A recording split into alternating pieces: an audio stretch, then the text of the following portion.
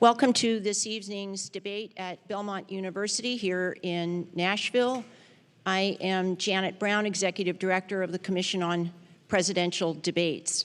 Over the next few minutes, you will hear some ground rules for the evening and many expressions of gratitude to the people and organizations who got us here tonight. I'd like to start with three of them who are genuine champions of debate and true friends to the CPD. The first is Dr. Robert Fisher, the president of Belmont University. We held a 2008 debate here. Belmont served as a backup site in 2016, and Bob has managed to make this evening happen in spite of a lot of challenges that 2020 has brought to this campus and all the others across the country. They don't come any better than Bob and his colleagues. The second is Nashville's own Martin Slutsky. Marty has been the CPD's executive producer since 2000, and tonight is his 23rd debate. We could never do this without Marty, and he's a treasure. The third is our third co-chair, Dot Ridings, who is not here with us this evening. She is in Louisville, Kentucky at home, but here in spirit. She is an absolutely remarkable asset to the CPD board and staff. I'd like now to introduce the other co-chairs, our founding co-chair, Frank Fahrenkopf and Ken Wallach.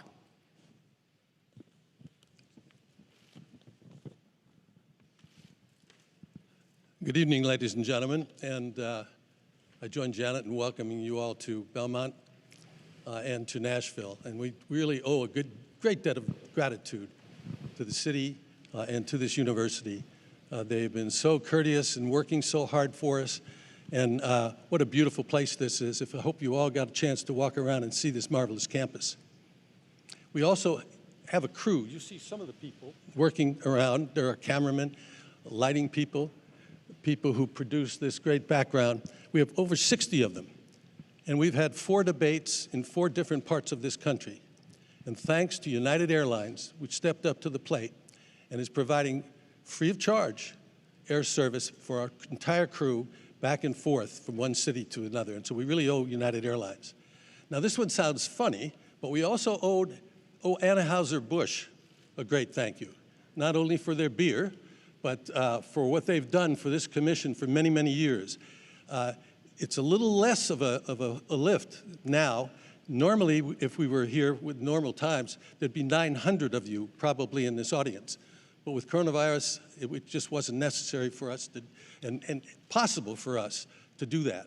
But they have always provided a giant tent with the food to feed the 5,000 reporters that usually come from all over the world, our crew, the news people who are here. And Anheuser-Busch is with us again this year, and we thank them. A Pentagram, who's really responsible for some of the great work you see here. Kroll and Mooring, a firm in Washington, law firm. And tonight at the National Press Club in Washington, D.C., the National Press Club is putting on, for the 4th time, a media filing center. If those of you walk around the campus, you'll see a giant tent out here. And that's where media from all over the world are sitting at tables, watching this on television, and filing their stories. And many, many, because of the coronavirus, were not able to come here for this. And so the National Press Club has set up a national filing center a media filing center for them. Now, there's been a lot of controversy about this debate. And so I want to spend a few minutes telling you what the rules are, because I think there's been some misconceptions and misstatement of what the rules are. We published in July the rules for this debate and the first debate. And they were the same, that the 90 minutes would be divided into 6 15-minute segments, with the moderator of each being able to name the subject matter, the general subject matter of each of those 6 segments.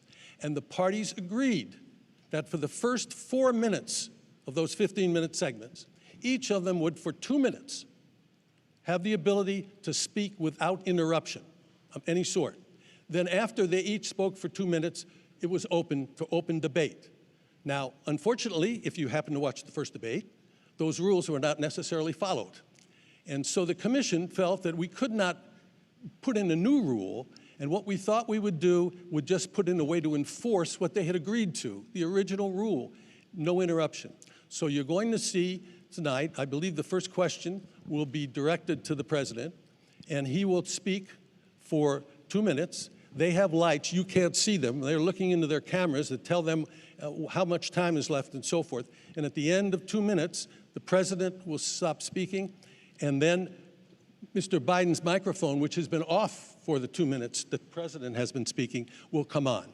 And this will happen at the start of each of the 6 sections. There's no other censure, there's no other buttons that are going to be pushed to stop them, because the rest of the time in each of the segments is for open debate. We want them to engage each other. We hope they do it civilly and discuss the issues so that the American people will learn something about where they are on the issues.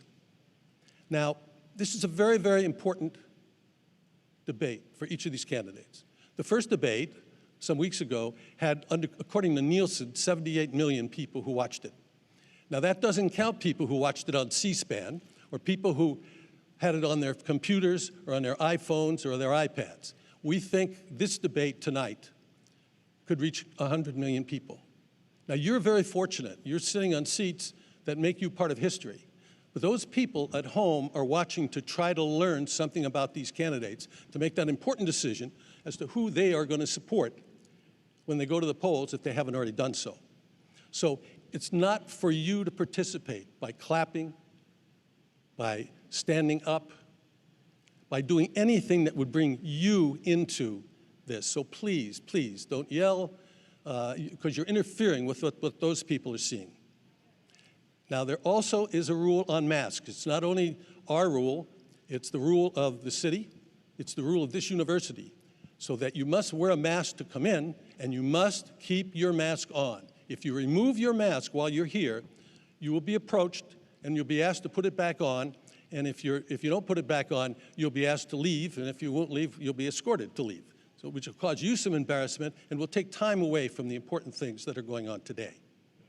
One other thing, at exactly 8 o'clock, you're going to hear a lot of noise, because if you turn around and look behind you, those are the anchor booths of the major networks, and at exactly 8 o'clock, they're all going to go on at the same time, and you're going to hear a lot of voices that you'll recognize from different networks. So don't be surprised. That'll go on, and then they'll settle down as we go, and the moderator comes out and also says some words. So with that, let me introduce my co-chairman, Ken Wallach.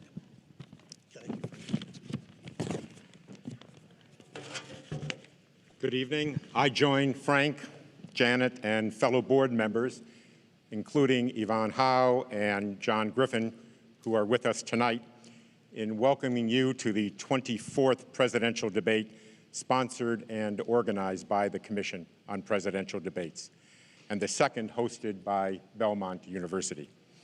As the newest co-chair of the Commission, I'm proud to work alongside dedicated board members and a talented staff and crew who, against uphill odds, have built a nonpartisan institution since the Commission was established in 1987.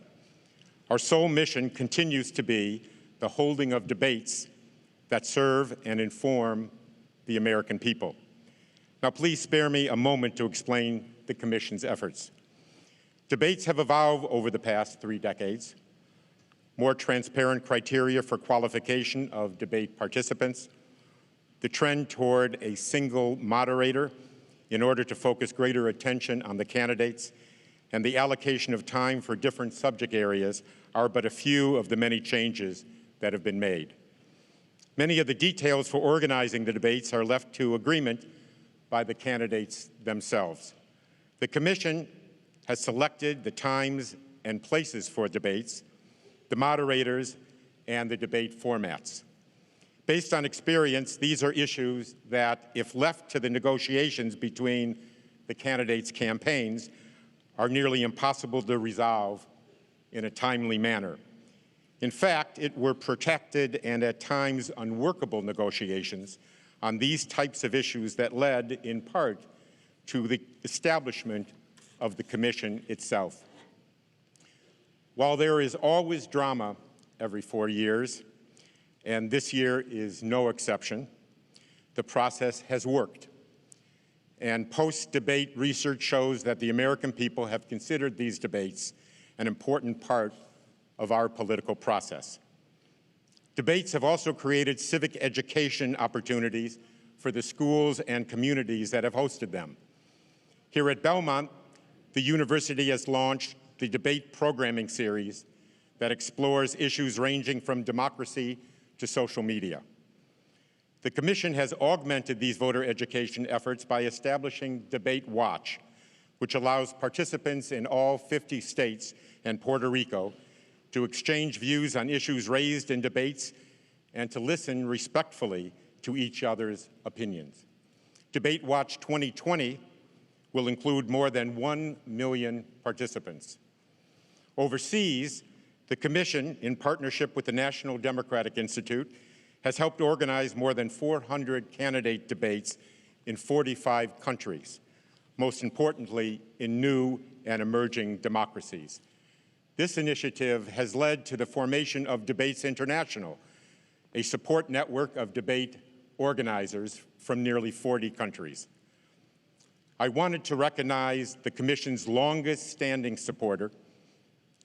For the past 32 years, the Judy and Peter Bloom Kovler Foundation has given its trust to the nonpartisan work of the Commission, and we are deeply grateful for their generous contribution to this year's debates.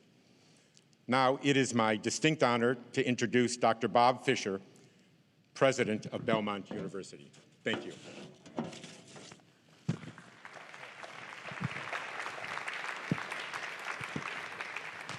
Thank you. Hey, Frank, how are you? Thank you. Thank you, and good evening, everyone. Tonight's a night to celebrate America, but if you're Belmont, it's a night to just express gratitude and thankfulness for all that's been done and the opportunities that we've been given. I want to thank the Commission for your support. Janet Brown, thank you. Thank you to the co-chairs. Thank you so much. You know, it's one thing to be a partner when times are kind of easy. It's amazing when times get tough, that's when real partnerships get formed that stick. And this has been a bonding experience. So thank you so much to the Commission. Thank you to HCA Healthcare. They're the ones that have given you all these tests and have made sure that everybody here tonight is safe. Their goal was to make this the safest place in America tonight, along with the Secret Service, who I also want to thank, and Metro Police, who I want to thank. All together have made this the safest place in America tonight. I'm so grateful for that. Thank you, Mayor Cooper, for your support. Thank you, Governor Lee. Thank you to the Nashville Convention and Visitors Corporation and the Nashville Chamber of Commerce, all of you. But most of all, I just want to say a heartfelt thank you to the students of Belmont University for sharing their campus with you, all of you this week. This has been a complicated and unusual semester, to say the least. I want to thank the Ryman Hospitalities Corporation for taking several hundred of our students and letting them stay overnight last night and through the day today. I was worried the students would be complaining about that. Actually, they say they don't want to come back. They have a water park out there, and all, but we're going to get them back. But our students have embraced the challenge of living safely together, and we simply couldn't have done that without them. You're probably wondering who these two people are that are standing here beside me. Well, this is Molly Deakins, and this is Kendra Turner. They co-chaired the student volunteer group of 250 students who made this thing happen here at Belmont University, and I'm so grateful to them. Thank you, and thank all the Belmont volunteers for what you've done here. And finally, I have to say this. I've prayed enough about this happening that it'd be totally disingenuous if I didn't say thank you, God, that this is about to happen. God bless America. Thank you.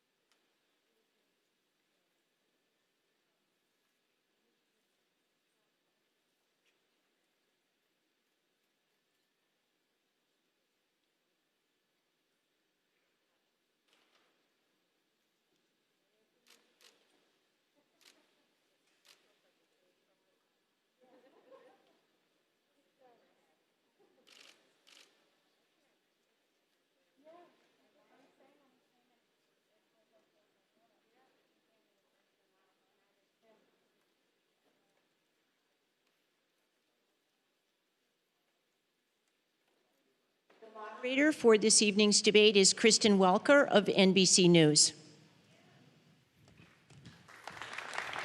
Good evening, everyone. Good evening.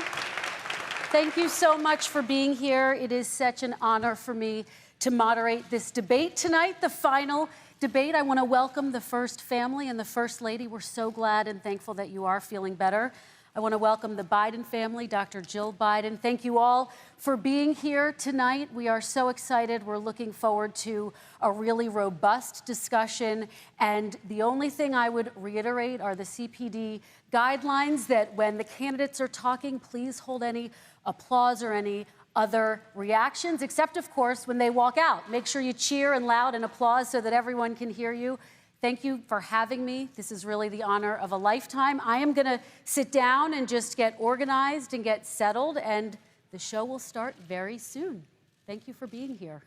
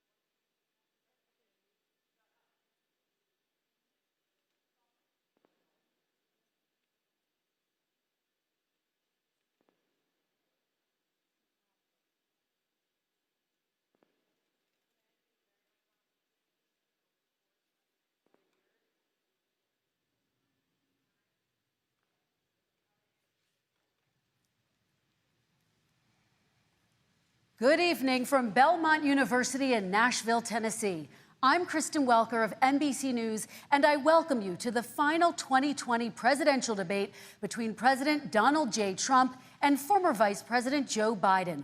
Tonight's debate is sponsored by the Commission on Presidential Debates. It is conducted under health and safety protocols designed by the Commission's health security advisor. The audience here in the hall has promised to remain silent. No cheers, boos, or other interruptions, except right now, as we welcome to the stage former Vice President Joe Biden and President Donald J. Trump.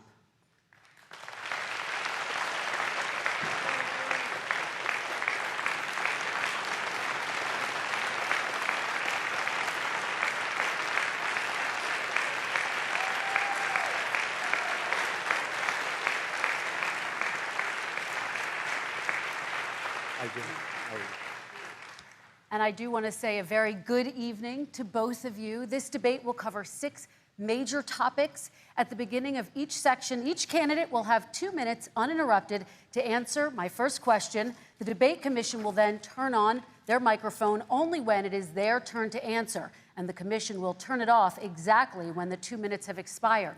After that, both microphones will remain on, but on behalf of the voters, I'm going to ask you to please speak one at a time. The goal is for you to hear each other and for the American people to hear every word of what you both have to say. And so with that, if you're ready, let's start.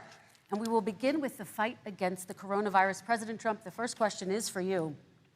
The country is heading into a dangerous new phase. More than 40,000 Americans are in the hospital tonight with COVID, including record numbers here in Tennessee.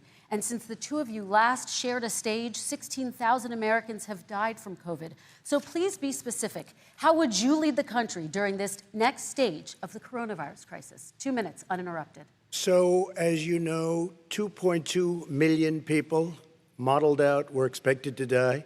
We closed up the greatest economy in the world in order to fight this horrible disease that came from China. It's a worldwide pandemic. It's all over the world. You see the spikes in Europe and many other places right now. If you notice, the mortality rate is down 85%. The excess mortality rate is way down and much lower than almost any other country. And we're fighting it, and we're fighting it hard. There is a spike. There was a spike in Florida, and it's now gone. There was a very big spike in Texas. It's now gone. There was a very big spike in Arizona. It's now gone. And there are some spikes and surges in other places. They will soon be gone. We have a vaccine that's coming. It's ready. It's going to be announced within weeks, and it's going to be delivered. We have Operation Warp Speed, which is the military is going to distribute the vaccine. I can tell you from personal experience that I was in the hospital. I had it, and I got better. And I will tell you that I had something that they gave me, a therapeutic, I guess they would call it. Some people could say it was a cure. But I was in for a short period of time, and I got better very fast, or I wouldn't be here tonight. And now they say I'm immune. Whether it's 4 months or a lifetime, nobody's been able to say that, but I'm immune. More and more people are getting better. We have a problem that's a worldwide problem. This is a worldwide problem. But I've been congratulated by the heads of many countries on what we've been able to do. If you take a look at what we've done in terms of goggles and masks and gowns and everything else, and in particular ventilators, we're now making ventilators all over the world, thousands and thousands a month, distributing them all over the world. It will go away, and as I say, we're rounding the turn, we're rounding the corner. It's going away. Okay, former Vice President Biden, to you, how would you lead the country out of this crisis? You have 2 minutes uninterrupted. 220,000 Americans dead. If you hear nothing else I say tonight, hear this.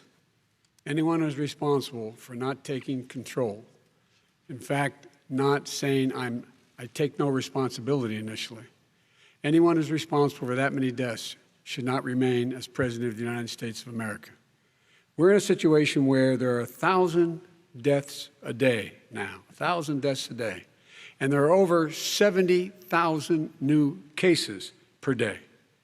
Compared to what's going on in Europe, as the New England Medical Journal said, they're starting from a very low rate. We're starting from a very high rate. The expectation is we'll have another 200,000 Americans dead between now and the end of the year. If we just wore these masks, the president's own advisors have told him, we could save 100,000 lives. And we're in a circumstance where the president thus far and still has no plan, no comprehensive plan. What I would do is make sure we have everyone encouraged to wear a mask all the time. I would make sure we move in the direction of rapid testing, investing in rapid testing. I would make sure that we set up national standards as to how to open up schools and open up businesses so they can be safe and give them the wherewithal, the financial resources to be able to do that. We're in a situation now where the New England Medical Journal, one of the most serious journals in the whole world, said for the first time ever that the way this president has responded to this crisis has been absolutely tragic. And so, folks, I will take care of this. I will end this. I will make sure we have a plan. President Trump, I'd like to follow up with you in your comments. You talked about taking a therapeutic. I assume you're referencing Regeneron. You also said a vaccine will be coming within weeks. Yes. Is that a guarantee? No, it's not a guarantee, but it will be by the end of the year. But I think it has a good chance. There are two companies, I think, within a matter of weeks, and it will be distributed very quickly. Can you tell us which companies? Johnson & Johnson is doing very well. Moderna is doing very well. Pfizer is doing very well. And we have numerous others. Then we also have others that we're working on very closely with other countries, in particular Europe. Let me follow up with you, and because this is new information, you have said a vaccine is coming soon, within weeks now. Your own officials say it could take well into 2021 at the earliest for enough Americans to get vaccinated. And even then, they say the country will be wearing masks and distancing into 2022. Is your timeline realistic? No, I think my timeline is going to be more accurate. I don't know that they're counting on the military the way I do, but we have our generals lined up, one in particular that's the head of logistics. And this is a very easy distribution for him. He's ready to go as soon as we have the vaccine. And we expect to have 100 million vials. As soon as we have the vaccine, he's ready to go. Vice President Biden, your reaction, and just 40% of Americans say they would definitely agree to take a coronavirus vaccine if it was approved by the government. What steps would you take to give Americans confidence in a vaccine if it were approved? Make sure it's totally transparent. Have the scientists of the world see it, know it, look at it, go through all the processes. And by the way, this is the same fellow who told you this is going to end by Easter last time. This is the same fellow who told you that, don't worry, we're going to end this by the summer. We're about to go into a dark winter. And he has no clear plan, and there's no prospect that there's going to be a vaccine available for the majority of the American people before the middle of next year. President Trump, your reaction, he says you have no plan. I don't think we're going to have a dark winter at all. We're opening up our country. We've learned and studied and understand the disease, which we didn't at the beginning. When I closed and banned China from coming in heavily infected, and then ultimately Europe, but China was in January. Months later, he was saying I was xenophobic. I did it too soon. Now he's saying, oh, I should have, moved quicker. But he didn't move quicker. He was months behind me, many months behind me. And frankly, he ran the H1N1 swine flu, and it was a total disaster, far less lethal, but it was a total disaster. Had that had this kind of numbers, 700,000 people would be dead right now, but it was a far less lethal disease. Look, his own person who ran that for him, who, as you know, was his chief of staff, said it was catastrophic, it was horrible, we didn't know what we were doing. Now he comes up and he tells us how to do this. Also, everything that he said about the way every single move that he said we should make, that's what we've done. We've done all of it. But he was way behind us. Vice President Biden, your response. My response is he is xenophobic, but not because he shut down access from China. And he did it late after 40 countries had already done that. In addition to that, what he did, he made sure that we had 44 people that were in there in China trying to get to Wuhan to determine what exactly the source was. What did the president say in January? He said, no, he said, he's being transparent. The president of China is being transparent. We owe him a debt of gratitude. We have to thank him. And then what happened was we started talking about using the Defense Act to make sure we go out and get whatever is needed out there to protect people. And again, I go back to this. He had nothing. He did virtually nothing. And then he gets out of the hospital and he talks about, don't worry, it's all going to be over soon. Come on. There's not another serious scientist in the world who thinks it's going to be over soon. President Trump, your reaction? I say over soon. I say we're learning to live with it. We have no choice. We can't lock ourselves up in a basement like Joe does. He has the ability to lock himself up. I don't know. He's obviously made a lot of money someplace, but he has this thing about living in a basement. People can't do that. By the way, I, as the president, couldn't do that. I'd love to put myself in the basement or in a beautiful room in the White House and go away for a year and a half until it disappears. I can't do that. And Kirsten, every meeting I had, and I'd meet a lot of families, including Gold Star families and military families, every meeting I had, and I had to meet them. I had to. It would be horrible to have canceled everything. I said, this is dangerous. And you catch it. And, I caught it. I learned a lot. Great doctors, great hospitals. And now I recovered. 99.9 of young people recover. 99% of people recover. We have to recover. We can't close up our nation. We have to open our school, and we can't close up our nation, or you're not going to have a nation. And of course, the CDC has said young people can get sick with COVID-19 and can pass it. Vice President Biden, I want to talk broadly about strategy, though. Can I respond to that? 30 seconds, please, and then I have a seconds. question. No, number one, he says that we're learning to live with it. People are learning to die with it.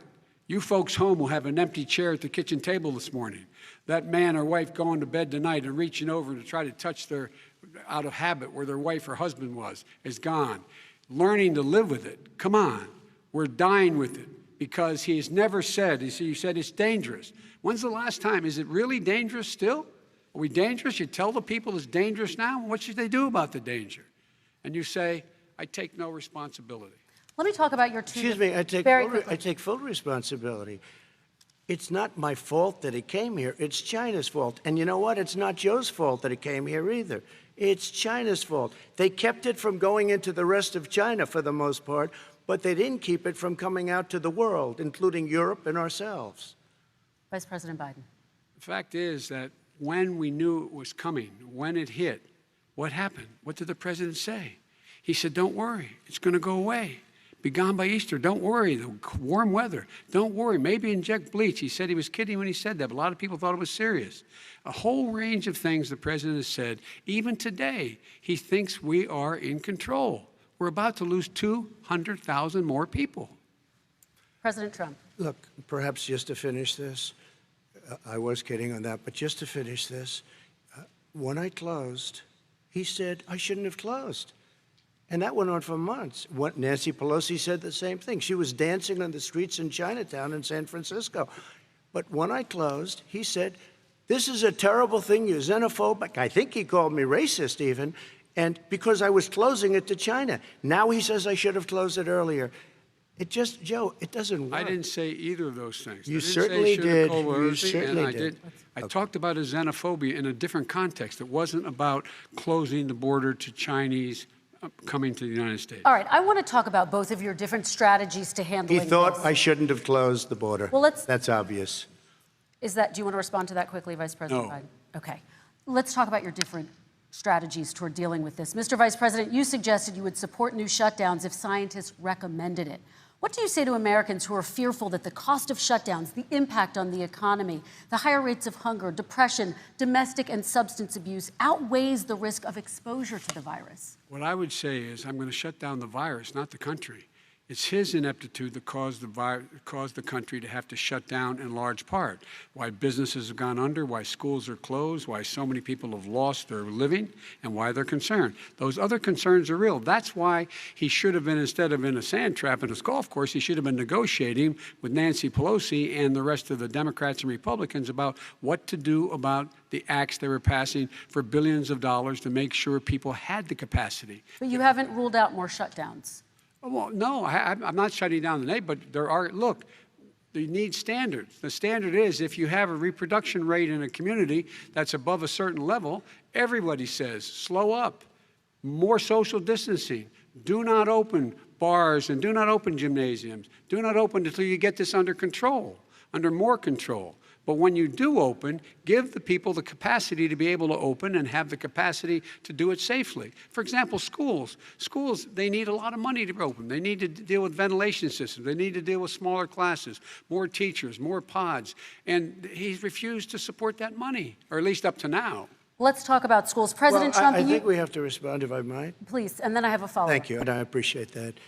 Look, all he does is talk about shutdowns, but forget about him. His Democrat governors, Cuomo in New York, you look at what's going on in California, you look at Pennsylvania, North Carolina, Democrats all, they're shut down so tight, and they're dying. They're dying. And he supports all these people. All he talks about is shutdowns. No, we're not going to shut down, and we have to open our schools. And it's like, as an example, I have a young son. He also tested positive. By the time I spoke to the doctor the second time, he was fine. It just went away. Young people, I guess it's their immune system. Let me follow up with you, President Trump. You've demanded schools open in person and insist they can do it safely. But just yesterday, Boston became the latest city to move its public school system entirely online after a coronavirus spike. What is your message to parents who worry that sending their children to school will endanger not only their kids, but also their teachers and families? I want to open the schools. The transmittal rate to the teachers is very small, but I want to open the schools. We have to open our country. We're not going to have a country. You can't do this. We can't keep this country closed. This is a massive country with a massive economy. People are losing their jobs. They're committing suicide. There's depression, alcohol, drugs at a level that nobody's ever seen before. There's abuse, tremendous abuse. We have to open our country.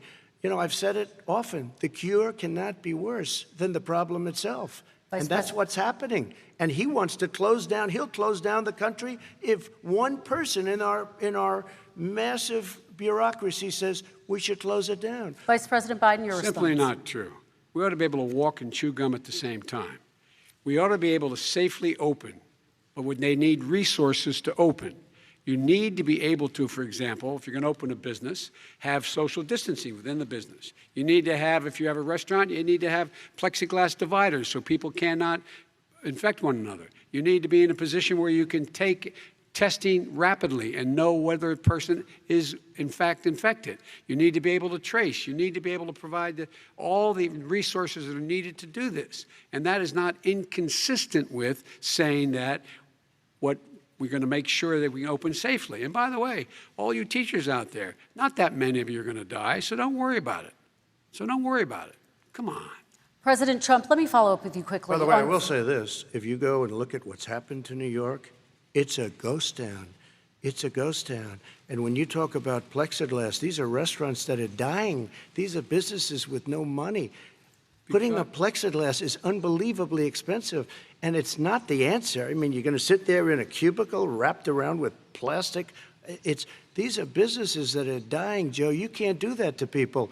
You just can't. Take a look at New York and what's happened to my wonderful city for so many years. I loved it. It was vibrant. It's dying. Everyone's leaving New York. Take a look at what New York has done in terms of turning the curve down in terms of the number of people dying. And I don't look at this in terms of the way he does. Blue states and red states. They're all the United States. And look at the states that are having such a spike in the coronavirus. They're the red states. They're the states in the Midwest. They're the states in the upper Midwest. That's where the spike is occurring significantly. But they're all Americans. They're all Americans. And what we have to do is say, wear these masks, number one. Make sure we get the help that the businesses need that has money's already been passed to do that. It's been out there since the beginning of the summer, and nothing's happened. President, New York has lost more than 40,000 people, 11,000 people in nursing homes. President Trump, what about... When you say spike, take a look at what's happening in Pennsylvania, where they've had it closed. Take a look at what's happening with your friend in Michigan, where her husband's the only one allowed to do anything. It's been like a prison. Now it was just ruled unconstitutional. Take a look at North Carolina. They're having spikes, and they've been closed. And they're getting killed financially. We can't let that happen, Joe. You can't let that happen. We have to open up. And we understand the disease. We have to protect our seniors. We have to protect our elderly. We have to protect especially our seniors with heart problems and diabetes problems. And we will protect them. We have the best testing in the world by far. That's why we have so many cases. Let me follow up with you before we move on to our next section. President Trump, this week you called Dr. Anthony Fauci, the nation's best-known infectious disease expert, quote, a disaster. You described him and other medical experts as, quote, idiots. If you're not listening to them, who are you listening to as you fight this? I'm listening to all of them, including Anthony. I get along very well with Anthony. But he did say, don't wear masks. He did say, as you know, this is not going to be a problem. I think he's a Democrat, but that's okay. He said this is not going to be a problem. We are not going to have a problem at all. When Joe says that, I said, Anthony Fauci said, and others, and many others, and I'm not knocking him a lot. Nobody knew. Look, nobody knew what this thing was. Nobody knew where it was coming from, what it was. We've learned a lot. But Anthony said, don't wear masks. Now he wants to wear masks. Anthony also said, if you look back, exact words, here's his exact words. This is no problem. This is going to go away soon. So he's allowed to make mistakes. He happens to be a good person. Vice President Biden, your response quickly, and then we're going to move on to the next section. My response is that think about what the president knew in January and didn't tell the American people. He was told this was a serious virus that spread in the air, and it was much worse than the flu. He went on record and said to one of your colleagues, recorded, that in fact he knew how dangerous it was, but he didn't want to tell us. He didn't want to tell us because he didn't want us to panic. He didn't want us, Americans don't panic. He panicked. But guess what? In the meantime, we find out in the New York Times the other day that, in fact, his folks went to Wall Street and said this is a really dangerous thing. And a memo out of that meeting, not from his administration, but from some of the brokers, said sell short because we got to get moving. It's a dangerous problem. Well, this is I'm going to give you 30 seconds to respond, and then we're going to move on. The Wall Street one, I don't know. Somebody went to Wall Street. You're the one that takes all the money from Wall Street. I don't take it. You have raised a lot of money, tremendous amounts of money. And every time you raise money, deals are made, Joe. I could raise so much more money. As president and as somebody that knows most of those people, I could call the heads of Wall Street, the heads of every company in America. I would blow away every record, but I don't want to do that because it puts me in a bad position. And then you bring up Wall Street. You shouldn't be bringing up Wall Street because you're the one that takes the money from Wall Street, not me. I could blow away your records that, like you wouldn't believe. We don't need money. We have plenty of money. In fact, we beat Hillary Clinton with a tiny fraction of the money that she was able to. All right, gentlemen, we're going to move on. Don't tell me about Wall Street. Average contribution, $43. All right, we're going to move on to our next section, which is national security. And I do want to start with the security of our elections and some breaking news from overnight. Just last night, top intelligence officials confirmed again that both Russia and Iran are working to influence this election. Both countries have obtained U.S. voter registration information, these officials say, and Iran sent intimidating messages to Florida voters. This question goes to you, Mr. Vice President. What would you do to put an end to this threat? You have 2 minutes uninterrupted. I made it clear, and I ask everyone else to take the pledge. I made it clear that any country, no matter who it is, that interferes in American elections will pay a price. They will pay a price. And it's been overwhelmingly clear this election, I won't even get into the last one, this election, that Russia has been involved, China has been involved to some degree, and now we learn that Iran is involved. They will pay a price if I'm elected. They're interfering with American sovereignty. That's what's going on right now. They're interfering with American sovereignty. And to the best of my knowledge, I don't think the president said anything to Putin about it. I don't think he's talking to them a lot. I don't think he said a word. I don't know why he hadn't said a word to Putin about it. And I don't know what he has recently said, if anything, to the Iranians. My guess is he'd probably be more outspoken with regard to the Iranians. But the point is this, folks. We are in a situation where we have foreign countries trying to interfere in the outcome of our election. His own national security advisor told him that what is happening with his buddy, I will. His buddy, Rudy Giuliani, he's being used as a Russian pawn. He's being fed information that is Russian, that is not true. And then what happens? Nothing happens. And then you find out that everything that's going on here about Russia is wanting to make sure that I do not get elected the next president of the United States because they know I know them and they know me. I don't understand why this president is unwilling to take on Putin when he's actually paying bounties to kill American soldiers in Afghanistan, when he's engaged in activities that are trying to destabilize all of NATO. I don't know why he doesn't do it, but it's worth asking the question, why isn't that being done? Any country that interferes with us will, in fact, pay a price because they're affecting our sovereignty. President Trump, same question to you. Let me ask the question. You're going to have 2 minutes to respond. For 2 elections in a row now, there has been substantial interference from foreign adversaries. What would you do in your next term to put an end to this? 2 minutes uninterrupted. Well, let me respond to the first part as Joe answered. Joe got $3.5 million from Russia, and it came through Putin because he was very friendly with the former mayor of Moscow, and it was the mayor of Moscow's wife. And you got $3.5 million. Your family got $3.5 million. And you know, someday you're going to have to explain, why did you get 3.5? I never got any money from Russia. I don't get money from Russia. Now, about your thing last night, I knew all about that. And through John Ratcliffe, who is fantastic, DNI, he said, the one thing that's common to both of them, they both want you to lose because there has been nobody tougher to Russia. Between the sanctions, nobody tougher than me on Russia. Between the sanctions, between all of what I've done with NATO, you know, I've got the NATO countries to put up an extra $130 billion, going to $420 billion a year. That's to guard against Russia. I sold, while he was selling pillows and sheets, I sold tank busters to Ukraine. There has been nobody tougher on Russia than Donald Trump. And I'll tell you, they were so bad. They took over the submarine port. You remember that very well. During your term, during you and Barack Obama, they took over a big part of what should have been Ukraine. You handed it to them, but you were getting a lot of money from Russia. They were paying you a lot of money, and they probably still are. But now, with what came out today, it's even worse. All of the emails, the horrible emails of the kind of money that you were raking in, you and your family. And Joe, you were vice president when some of this was happening, and it should have never happened. And I think you owe an explanation to the American people. Why is it? Somebody just had a news conference a little while ago who was essentially supposed to work with you and your family, but what he said was damning. And regardless of me, I think you have to clean it up and talk to the American people. Maybe you can do it right now. Vice President Biden, you may respond. 30 seconds. And then I do want to follow up on the election security. I have not taken a penny from any foreign source ever in my life. We learned that this president paid 50 times the tax in China, has a secret bank account with China, does business in China, and in fact is talking about me taking money.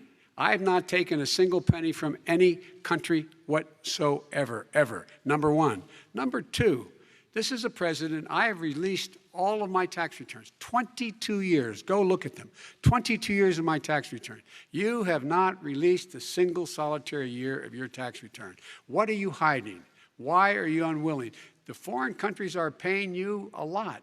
Russia's paying you a lot. China's paying you a lot. And your hotels and all your businesses all around the country, all around the world. And China's building a new road to a new a golf course you have overseas. So what's going on here? Why don't release your tax return or stop talking about corruption? President Trump, your response. First of all, I called my accountants under audit. I'm going to release them as soon as we can. I want to do it, and it'll show how successful, how great this company is. But much more importantly than that, people were saying $750. I asked them a week ago, I said, what did I pay? They said, sir, you prepaid tens of millions of dollars. I prepaid my tax. Tens over the last number of years. Tens of millions of dollars I prepaid because at some point they think it's an estimate. They think I may have to pay tax. So I already prepaid it. Nobody told me that. Did your accountant Nobody tell told when you you that. could release Excuse them? me. And it wasn't written whenever they write this. They keep talking about $750, which I think is a filing fee. But let me just tell you, I prepaid millions and millions of dollars in taxes. Number one. Number two, I don't make money from China. You do. I don't make money from Ukraine. You do. I don't make money from Russia. You made $3.5 million, Joe, and your son gave you. They even have a statement that we have to give 10% to the big man. You're the big man, I think. I don't know, maybe you're not, but you're the big man, I think. Your son said we have to give 10% to the big man.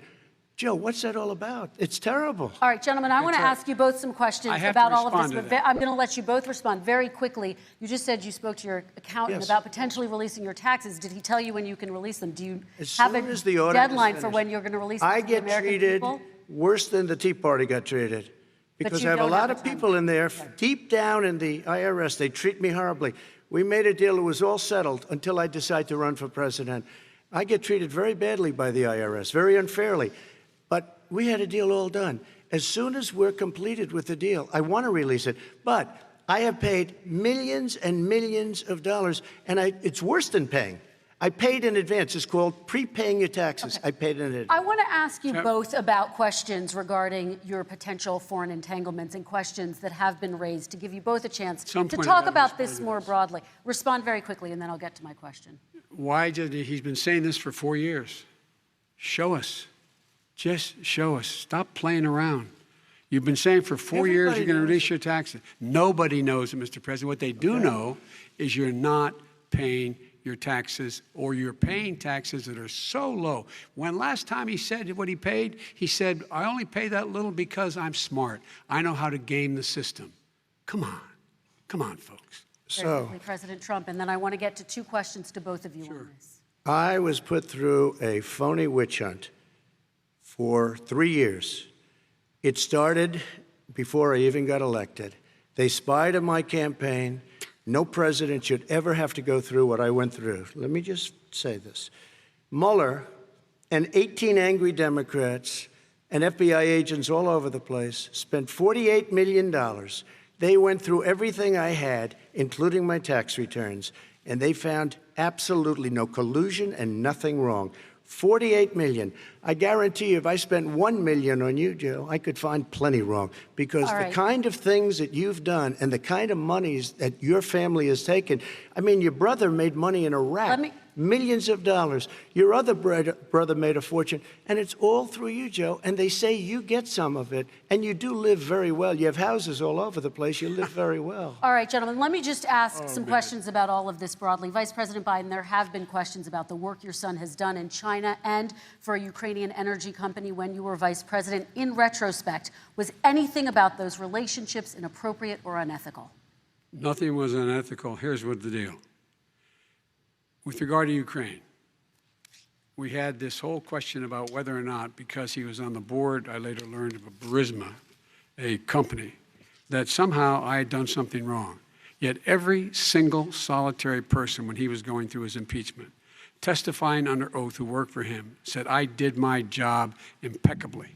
I carried out U.S. policy. Not one single solitary thing was out of line. Not a single thing, number one. Number two, the guy who got in trouble in Ukraine was this guy trying to bribe the Ukrainian government to say something negative about me, which they would not do and did not do because it never, ever, ever happened. My son has not made money in terms of this thing about, what are you talking about, China. I have not had, the only guy who made money from China is this guy. He's the only one. Nobody else has made money from China. President Trump, let me ask my question to you. But could I just, one thing? Very quickly. His son didn't have a job for a long time, was sadly no longer in the military service. I won't get into that. And he didn't have a job. As soon as he became vice president, Burisma, not the best reputation in the world, I hear they paid him $183,000 a month. Listen to this. $183,000, and they gave him a $3 million upfront payment. All right. And he had no energy I'm going to let the Vice President respond to that quickly, and then I need dishonest. to get to a question to you. Very quickly. No basis for that. Everybody investigated that. No one said anything he did was wrong in Ukraine. Okay, President Trump, this is for you. Since you took office, you've never divested from your business. You've personally promoted your properties abroad. A report this week, which was referenced, does indicate that your company has a bank account in China. So how can voters know that you don't have any foreign conflicts of interest? I have many bank accounts, and they're all listed, and they're all over the place. I mean, I was a businessman doing business. The bank account you're referring to, which is everybody knows about it, it's listed. The bank account was in 2013. That's when it was. It was opened it was closed in 2015, I believe. And then I decided, because I was thinking about doing a deal in China like millions of other people. I was thinking about it, and I decided I'm not going to do it. Didn't like it. I decided not to do it. Had an account open, and I closed it. Okay. Excuse me. And then, unlike him, where he's vice president and he does business, I then decided to run for president after that. That was before. So I closed it before I even ran for president, let alone became president. Big difference. He is the vice president of the United States, and his son, his brother, and his other brother are getting rich. They're like a vacuum cleaner. They're sucking up money every President Trump, place he thank you. goes. We do Not need to true. move on. I do want to ask you, Vice President Biden, about China. Let's talk about China more broadly. Of course, President Trump has said that they should pay for not being fully transparent in regards to the coronavirus. If you were president, would you make China pay? And please be specific. What would that look like? What I'd make China do is play by the international rules, not like he has done. He has caused the deficit of China to go up, not down, with China, up, not down. We are making sure that in order to do business in China, you have to give all your intellectual property. You have to have a partner in China. It's 51%. We would not do that at all, number one. Number two, we're in a situation where China would have to play by the rules internationally as well. When I met with Xi, when I was still vice president, he said we're setting up air identification zones in the South China Sea. You can't fly through them. I said we're going to fly through them. We just flew B-52, B-1 bombers through it. We're not going to pay attention. They have to play by the rules. And what's he do? He embraces guys like the thugs like in North Korea and the Chinese president and Putin and others, and he pokes his finger in the eye of all of our friends, all of our allies. We make up we're 25% of the world's economy. We need to be having the rest of our friends with us saying to China, these are the rules. You play by them or you're going to pay the price for not paying by them economically. That's the way I will run it, and that's what we did in upholding steel tariffs and a range of other things when we were president and vice president. All right, let's talk about North Korea. Excuse me, no, I have to Yes. respond to that. Okay, very quickly, and My then we're son going to move walked on out to with North $1.5 billion Korea. from China to Not manage after true. spending 10 minutes in office and being in Air Force Two, number one. Number two, there's a very strong email talking about your family wanting to make $10 million a year for introductions. President Trump, on China policy, true. though, what No, but wait a specifically are minute. you going to do? What specifically are you going to do to make China pay? You've said you're going First to of make all, them pay. China is paying. They're paying billions and billions of dollars. I just gave New $28 billion. sanctions? New sanctions? I just gave $28 billion to our farmers. because Taxpayers' China, money. It's what? Taxpayers' money. Didn't No, come no, from yeah, China. you know who the taxpayer is? It's called China. China paid true. $28 billion, and you know what they did to pay it, Joe? They devalued their currency, and they also paid up. And you know who got the money? Our farmers, our great farmers, because they were targeted. You never charged them anything. Also, I charged them 25% on dumped steel because they were killing our steel industry. We were not going to have a steel industry. Okay. And now we have a steel Okay, industry. Vice President Biden, your response, please. Our response is, look, this isn't about, there's a reason why he's bringing up all this malarkey. There's a reason for it. He doesn't want to talk about the substantive issues. It's not about his family and my family. It's about your family. And your family's hurting badly. If you're making if you're a middle-class family, you're getting hurt badly right now. You're sitting at the kitchen table this morning deciding, well, we can't get new tires, they're bald because we have to wait another month or so. Or are we going to be able to pay the mortgage? Or who's going to tell her she can't go back to community college? They're the decisions you're making in the middle-class families like I grew up in Scranton and Claymont. They're in trouble. We should be talking about your families, but that's the last thing he wants to talk about. I want That is a to talk typical about statement. North Korea. Excuse me, just I do for want 1 to turn second, to please. 10 seconds, Mr. President. That's 10 a seconds. typical political statement. Let's get off this China thing, and then he looks, the family, around the table, everything. Just a typical politician when I see that. Let's talk about I'm not North a typical Korea now. politician. Okay, That's why I got President elected. Let's talk let's about- get off the subject of China. Let's talk sitting around the table. All right. Come on, Joe, you can do better. We're going to talk about North Korea now. President Trump, you've met with North Korean leader Kim Jong-un 3 times. You've talked about your beautiful letters with him. You've touted the fact that there hasn't been a war or a long-range missile test. And yet North Korea recently rolled out its biggest ever intercontinental ballistic missile and continues to develop its nuclear arsenal. Do you see that as a betrayal of the relationship you forged? Just 30 seconds here because we need to get on to the next So segment. when I met with Barack Obama, we sat in the White House right at the beginning, had a great conversation. It was supposed to be 15 minutes, and it was well over an hour. He said the biggest problem we have with North Korea. He indicated we will be in a war with North Korea. Guess what? It would be a nuclear war, and he does have plenty of nuclear capability. In the meantime, I have a very good relationship with him. Different kind of a guy, but he probably thinks the same thing about me. We have a different kind of a relationship. We have a very good relationship, and there's no war.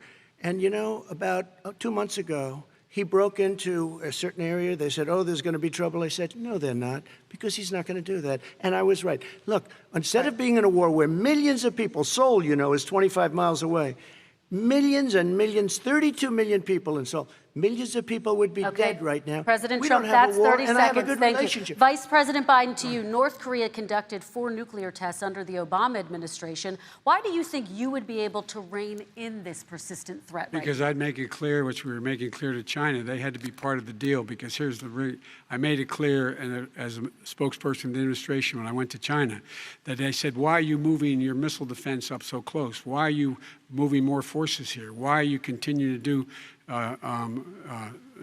military maneuvers with South Korea? I said, because North Korea is a problem, and we're going to continue to do it so we can control them. We're going to make sure we can control them and make sure they cannot hurt us. And so if you want to do something about it, step up and help. If not, it's going to continue. What has he done? He's legitimized North Korea. He's talked about his good buddy who's a thug, and he talks about how we're better off. And they have much more capable missiles, able to reach U.S. territory much more easily than ever did before. Let me follow up with you, Vice President Biden. You've said you wouldn't meet with Kim Jong-un without preconditions. Are there any conditions under which you would meet with him? On the condition that he would agree that he would be drawing down his nuclear capacity to get the Korean Peninsula should be nuclear-free zone. All right, let's move on to American families. Kristen, they tried Very to quickly, meet with 10 him. seconds, They President. tried to meet with him. He wouldn't do it. He didn't like Obama. He didn't like him. He wouldn't do it. Okay, I know gotta for give him a fact they chance to tried. respond to that He before we wouldn't move do on. it. You And know, that's I- okay. You know what? North Korea, we're not in a war. We have a good relationship. You know, people don't understand. Having a good President relationship Trump, with we have leaders to move of other on, 'cause countries we have is a lot a of good thing. We have a lot of questions to get Yes, to. not That's Your like response. saying we had a good relationship with Hitler before he, in fact, invaded Europe, the rest of Europe. Come on. The reason he would not meet with President Obama is because President Obama said, we're going to talk about denuclearization. We're not going to legitimize you, and we're going to continue to put stronger and stronger sanctions on you. That's why he wouldn't meet with us. All right, And it let's didn't move happen. on. Let's Excuse move on me. and talk He about left American me a families. mess, Kristen. President Trump, okay, we do They need to move left on. me a mess. North Korea was a mess. We And need in to fact, move if on you so that remember we the can get first to 2 all or of our 3 other months, questions tonight, there was a President very Trump. dangerous period in my first 3 months before we sort of worked things out a little bit. Okay. There was a they left us a mess. And Obama would be, I think, the first to say it was the single biggest problem he thought that our country had. Okay, let's move on to American families and the economy. One of the issues that's most important to them is health care, as you both know. Today, there was a key vote on a new Supreme Court Justice, Amy Coney Barrett, and health care is at the center of her confirmation fight. Over 20 million Americans get their health insurance through the Affordable Care Act. It's headed to the Supreme Court, and your administration, Mr. President, is advocating for the court to overturn it. If the Supreme Court does overturn that law, those 20 million Americans could lose their health insurance almost overnight. So what would you do if those people have their health insurance taken away? You have 2 minutes uninterrupted. Sure. First of all, I've already done something that nobody thought was possible. Through the legislature, I terminated the individual mandate. That is the worst part of Obamacare, as we call it. The individual mandate where you have to pay a fortune for the privilege of not having to pay for bad health insurance. I terminated. It's gone. Now it's in court because Obamacare is no good. But then I made a decision. Run it as well as you can to my people, great people. Run it as well as you can. I could have gone the other route and made everybody very unhappy. They ran it. Premiums are down, everything's down. Here's the problem. No matter how well you run it, it's no good. What we'd like to do is terminate it. We have the individual mandate done. I don't know that it's going to work. If we don't win, we will have to run it, and we'll have Obamacare, but it'll be better run. But it no longer is Obamacare, because without the individual mandate, it's much different. Pre-existing conditions will always stay. What I would like to do is a much better health care, much better, will always protect people with pre-existing. So I'd like to terminate Obamacare, come up with a brand new, beautiful health care. The Democrats will do it because there'll be tremendous pressure on them, and we might even have the House by that time, and I think we're going to win the House, okay? You'll see, but I think we're going to win the House. But come up with a better health care, always protecting people with pre-existing conditions. And one thing very important, we have 180 million people out there that have great private health care. Far more than we're talking about with Obamacare. Joe Biden is going to terminate all of those policies. These are people that love their health care, people that have been successful, middle-income people, been successful. They have 180 million plans, 180 million people, families, under what he wants to do, which will basically be socialized medicine. He won't even have a choice. They want to terminate 180 million plans. We have done an incredible job on health care, and we're going to do even better. Okay, Vice President Biden, yes, this is for you. Your health care plan calls for building on Obamacare. So my question is, what is your plan if the law is ruled unconstitutional by the Supreme Court? You have 2 minutes uninterrupted. What I'm going to do is pass Obamacare with a public option. It'll become Biden care. The public option is an option that says that if you, in fact, do not have the wherewithal to be, if you qualify for Medicaid and you do not have the wherewithal in your state to get Medicaid, you automatically are enrolled, providing competition for insurance companies.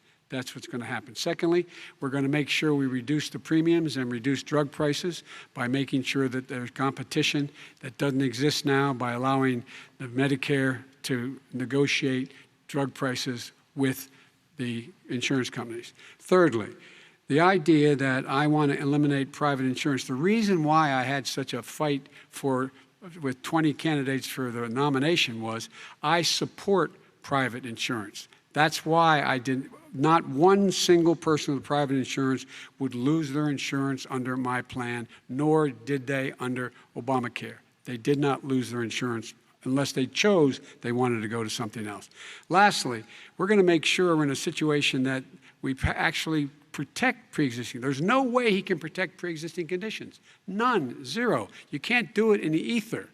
He's been talking about this for a long time. He's never come up with a plan. I guess we're going to get the pre-existing condition plan the same time we get the infrastructure plan that we've been waiting since 17, 18, 19, and 20. The fact, I still have a few more minutes. I know you're getting anxious.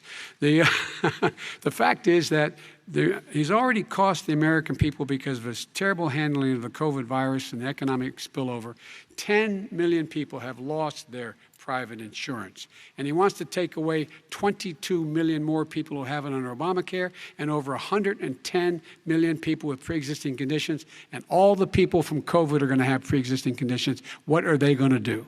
I have a follow-up for you, Vice President Biden. It relates to something that President Trump said. He's accusing you of wanting socialized medicine. What do you say to people who have concerns that your health care plan, which includes a government insurance option, takes the country one step closer to a health care system run entirely by the government? What's your response to them? I say it's ridiculous. It's like saying that, the idea that the fact that there's a public option that people can choose, that makes it a socialist plan. Look, the difference between the president, I think health care is not a privilege, it's a right. Everyone should have the right to have affordable health care. And I am very proud of my plan. It's gotten endorsed by all the major labor unions, as well as a whole range of other people who, in fact, are concerned in the medical field. This is something that's going to save people's lives, and this is going to give some people an opportunity to have health care for their children. How many of you home are worried and rolling around in bed tonight wondering what in God's name you're going to do if you get sick because you've lost your home insurance, your health insurance, your company's gone under? We have to provide health insurance for people at an affordable rate, and that's what I do. President Trump, Excuse me, he was your there response. for 47 years. He didn't do it. He was now there as vice president for 8 years, and it's not like it was 25 years ago. It was 3 3/4. It was just a little while ago, right? Less than 4 years ago. He didn't do anything. He didn't do it. He wants socialized medicine, and it's not that he wants it. His vice president, I mean, she is more liberal than Bernie Sanders and wants it even more. Bernie Sanders wants it. The Democrats want it. You're going to have socialized medicine, just like he went with fracking. We're not going to have fracking. We're going to stop fracking. We're going to stop fracking. Then he goes to Pennsylvania after he gets a nomination, where he got very lucky to get it. And he goes to Pennsylvania and he says, oh, we're going to have fracking. And you never ask that question. And by the way, so far, I respect very much the way you're handling this, I have to say. By the way. But somebody should ask the question. You can ask he goes for a year. There will be no fracking. There will be no petroleum. We have a number of topics we're going to get to. That's a big question. We're going to get to. We're going to get to. It's the same thing with socialized I have medicine. to respond. Vice President, your response, please. My response is people deserve to have affordable health care, period. Period, period, period. And the Biden care proposal will, in fact, provide for that affordable health care, lower premiums. What we're going to do is going to cost some money. It's going to cost over $750 billion over 10 years to do it. And they're going to have lower premiums. You can buy into the better plans, the cheaper plans, lower your premiums, deal with unexpected billing, and have your drug prices drop significantly. He keeps talking about it. He hasn't done a thing for anybody on health care. Not a thing. Kristen, when Very he quickly, says, then I want to talk when about he what's says happening on public Capitol option, Hill. he's talking about socialized medicine and health care. When he talks about a public option, he's talking about destroying your Medicare, totally destroyed, and destroying your Social Security. And this whole country will come down. You know, Bernie Sanders tried it in his state. He tried it in his state. His governor was a very liberal governor. They wanted to make it work. Okay, let's let Vice President Biden respond. It doesn't Vice work. President He's Biden, a very your response. confused guy. He thinks he's running against somebody else. He's running against Joe Biden. I beat all those other people because I disagreed with them. Joe Biden he's running against. And the idea that we're in a situation that are going to destroy Medicare, this is the guy that the actuary at Medicare said, if in fact, at Social Security, if in fact he continues to withhold his plan to withhold the tax on Social Security will be bankrupt by 2023 with no way to make up for it. This is the guy who's tried to cut Medicare. So I mean, the idea that Donald Trump is lecturing me on Social Security and Medicare? Come on. He tried to get 10 rid of, seconds, he Mr. tried to President, hurt and then I Social have to go to Security another years ago. Go back and look at the records. He tried to hurt Social Security years ago. All right, let's move but on. This I'm is going to the move guy on. that when they announced Mr. President, I have to last move on week, to the next question. They said or the else stock we're not market gonna will have time to boom talk about it. if I'm elected.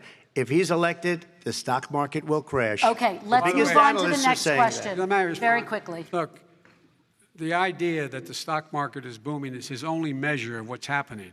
Where I come from in Scranton and Claymont, the people don't live off of the stock market. Just in the last three years during this crisis, the billionaires in this country made, according to the Wall Street, $700 billion more dollars. $700 billion more dollars. Because that's his only measure. What happens to the ordinary people out there? What happens to them? Let's talk about what's happening on Capitol Hill. We're going to move on, 401ks are through the roof. We're going to move on. Stock are through the roof. All right. And he doesn't come from Scranton. That's like he lived there for a short period of time before he even knew it. We're going to move on to the next left. question. And the people of Pennsylvania Let me will move show on you to my that. next question, They gentlemen. understand. As of tonight, more than 12 million people are out of work. And as of tonight, 8 million more Americans have fallen into poverty, and more families are going hungry every day. Those hit hardest are women and people of color. They see Washington fighting over a relief bill. Mr. President, why haven't you been able to get them the help they need? 30 seconds here. Because Nancy Pelosi doesn't want to approve it. I do. But you're the president. I do, but I still have to get. Unfortunately, that's one of the reasons I think we're going to take over the House, because of her. Nancy Pelosi doesn't want to approve anything because she'd love to have some victories on a date called November 3rd. Nancy Pelosi does not want to approve it. We are ready, willing, and able to do something. Don't forget, we've already approved 3 plans, and it's gone through, including the Democrats, in all fairness. This one she doesn't want. It's near the election because she thinks it helps her politically. I think it hurts her politically. All right, Mr. Vice President. You know, the Republican leader in the United States Senate said he can't pass it. He will not be able to pass it. He does not have Republican votes. Why isn't he talking to his Republican friends? Let me follow up with you, Vice President we made a Biden, deal, the because Republicans let me will ask pass Vice it. President Biden a question. You are the leader of the Democratic Party. Why have you not pushed the Democrats to get a deal for the American people? Well, I have, and they have pushed it. Look, they passed this act all the way back in the beginning of the summer. This is like it's not new. It's been out there. This HEROES Act has been sitting there. And look at what's happening. When I was in charge of the Recovery Act with $800 billion, I was able to get $145 billion to local communities that have to balance their budgets and states that have to balance their budgets, so then have to fire firefighters, teachers, first responders, law enforcement officers, so they could keep their cities and counties running. He will not support that. They have not done a thing for them. And Mitch McConnell said, let them go bankrupt. Let them go bankrupt. Come on. What's the matter with these guys? The bill that was passed in the House was a bailout of badly run, high-crime, Democrat, all run by Democrats, cities and states. It was a way of getting a lot of money, billions and billions of dollars to these states. It was also a way of getting a lot of money from our people's pockets to people that come into our country illegally. We were going to take care of everything for them. And what that does, and I'd love to do that, I'd love to help them, but what that does, everybody all over the world will start pouring into our country. We can't do it. This was a way of taking care of them. This was a way of spending on things that had nothing to do with COVID, as per your question. But it was really a big bailout for badly run Democrat cities and states. All right, By the way, I want to. if I get elected, I'm running as a proud Democrat, but I'm going to be an American president. I don't see red states and blue states. What I see is American, United States. And folks, every single state out there finds themselves in trouble. They're going to start laying off, whether they're red or blue, cops, firefighters, first responders, teachers, because they have to balance their budget. And the founders were smart. They allowed the federal government to deficit spend to compensate for the United States of America. I want to talk about the minimum wage, gentlemen. Mr. Vice President, we are talking a lot about struggling small businesses and business owners these days.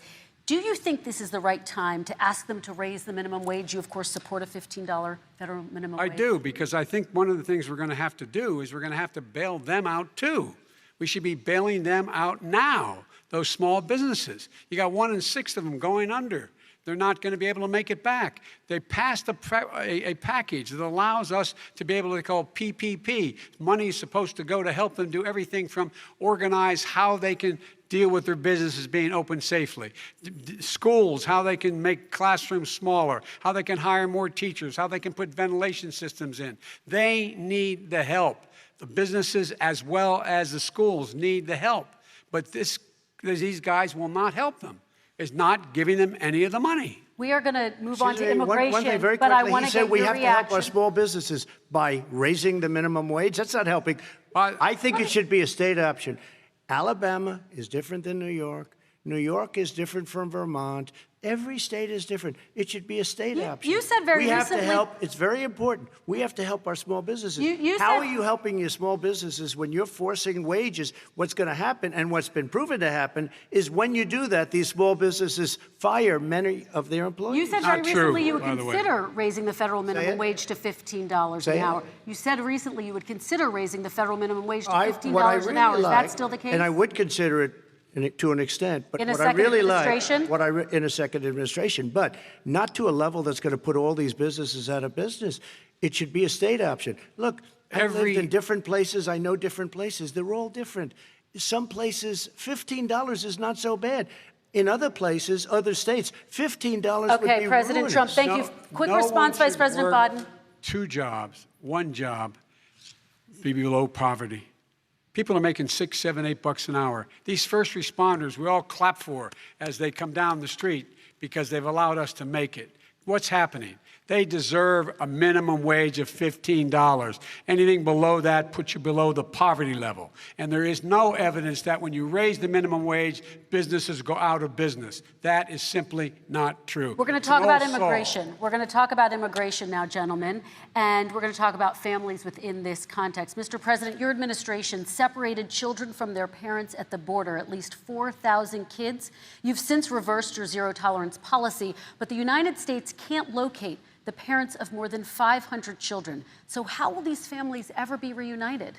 children are brought here by coyotes and lots of bad people, cartels, and they're brought here, and they used to use them to get into our country. We now have as strong a border as we've ever had. We're over 400 miles of brand new wall. You see the numbers, and we let people in, but they have to come in legally, and they come in through But merit. how will you But reunite let me these just tell kids you, with their families, let me just tell you, Mr. they President? built cages. You know, they used to say, I built the cages, and then they had a picture in a certain newspaper, and it was a picture of these horrible cages, and they said, look at these cages. President Trump built them, and then it was determined they were built in 2014. That was him. Do you They have a built plan to cages. reunite the kids Yes, with we're their working on families? it we're trying very hard. But a lot of these kids come out without the parents. They come over through cartels and through coyotes and through gangs. Vice President Biden, let me bring you into this 525 conversation. Quick response and then another question to you. These 500-plus kids came with parents. They separated them at the border to make it a disincentive to come to begin with. Real tough. We're really strong. And guess what? They cannot, it's not coyotes didn't bring them over. Their parents were with them. They got separated from their parents. And it makes us a laughing stock and violates every notion of who we are as a nation. Let me ask you a follow-up Kristen, question. they did it. We changed the policy. Your response they to that? They did it. We changed. did not They built the separate cages. they- Who built the cages, Joe? Let's talk about what Who we're built the talking about. cages, Let's Joe? talk about what we're talking about. What happened? Parents were ripped, their kids were ripped from their arms and separated. And now they cannot find over 500 of sets of those parents, and those kids are alone. Nowhere to go. Nowhere to go. It's criminal. It's criminal. Let me ask Kristen, you I about will say this. immigration. They went 10 down. seconds, We and then brought I need to ask reporters, you. everything. They are so well taken care of. They're in facilities that were so clean. But some that of have them gotten haven't been such good- reunited But with their just ask families. one question. Who built the cages? I'd love you to ask him that. Who built the cages? Let me Joe? ask about your immigration policy, Mr. Vice President. The Obama administration did fail to deliver immigration reform, which had been a key promise during the administration. It also presided over record deportations as well as family detentions at the border before changing course. So why should voters trust you with an immigration overhaul now? Because it made a mistake. It took too long to get it right. It took too long to get it right. I'll be president of the United States, not vice president of the United States. And the fact is, I've made it very clear. Within 100 days, I'm going to send to the United States Congress a pathway to citizenship for over 11 million undocumented people. And all of those so-called dreamers, those DACA kids, they're going to be immediately certified again to be able to stay in this country and put on a path to citizenship. The idea that they are being sent home by this guy, and they want to do that, is they've gone to a country they've never seen before. I can imagine you're 5 years old, your parents are taking you across the Rio Grande River, and it's illegal. And you say, oh, no, Mom, leave me here. I'm not going to go with you. They've been here. Many of them are model citizens. Over 20,000 of them are first responders out there taking care of people during this crisis. We owe them. We owe them. President Kristen, Trump, he your had reaction. 8 years to do what he said he was going to do. And I've We changed did. without having a specific.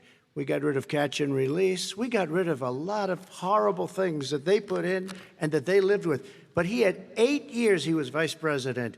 He did nothing except build cages to keep children in. Vice President Wrong. Biden, your response. The catch and release, you know what he's talking about there?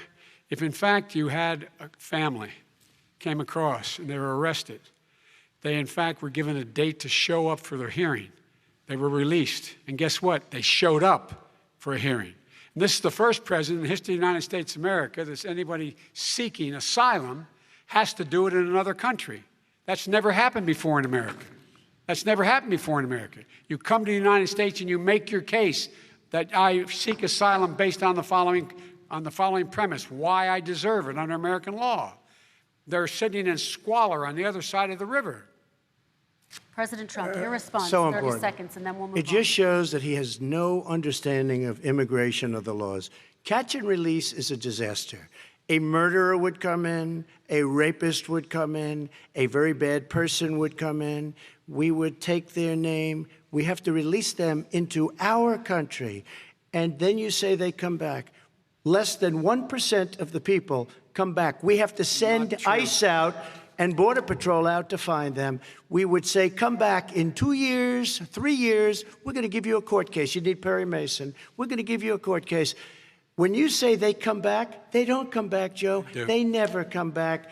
Only the really, I hate to say this, but those with the lowest IQ, they might come back. Okay, President Trump, let's give Vice President Biden a chance to respond, and then we're going to move on to the next section. You don't know the law, Joe.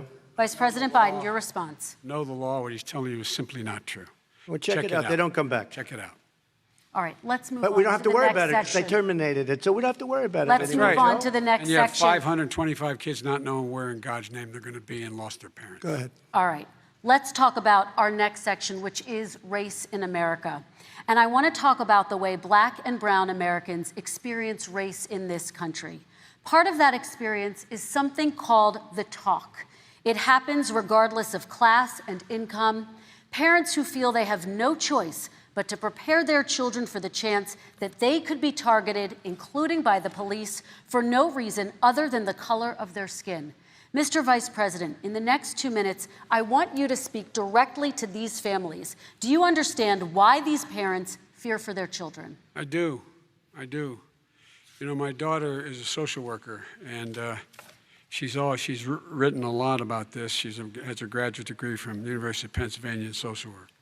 And you know, one of the reasons why I ended up working on the east side of Wilmington, Delaware, which is 90% African American, was to learn more about what was going on. I never had to tell my daughter, if she's pulled over, make sure she puts, for a traffic stop, put both hands on top of the wheel and don't reach for the glove box because someone may shoot you. But a black parent, no matter how wealthy or how poor they are, has to teach their child, when you're walking down the street, don't have a hoodie on when you go across the street. Making sure that you, in fact, if you get pulled over, just yes, sir, no, sir, hands on top of the wheel, because you are, in fact, the victim, whether you're a person making child of a $300,000 a year person or someone who's on food stamps. The fact of the matter is, there is institutional racism in America. And we have always said, we've never lived up to it, that we hold these truths to be self-evident. All men and women are created equal. Well, guess what? We have never, ever lived up to it, but we've always constantly been moving the needle further and further to inclusion, not exclusion. This is the first president to come along and says, that's the end of that. We're not going to do that anymore. We have to provide for economic opportunity, better education, better health care, better access to schooling, better access to opportunity to borrow money to start businesses. All the things we can do, and I've laid out a clear plan as to how to do those things, just to give people a shot. It's about accumulating the ability to have wealth as well as it is to be free from violence. President Trump, same question to you, and let me remind you of the question. I would like you to speak directly to these families. Do you understand why these parents fear for their children? Yes, I do. And again, he's been in government 47 years. He never did a thing except in 1994 when he did such harm to the black community. And they were called, and he called them super predators. And he said that. He said it, super predators. And they have never lived that down. 1994, your crime bill, the super predators. Nobody has done more for the black community than Donald Trump.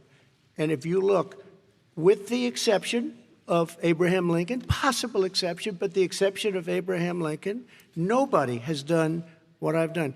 Criminal justice reform, Obama and Joe didn't do it. I don't even think they tried because they had no chance at doing it.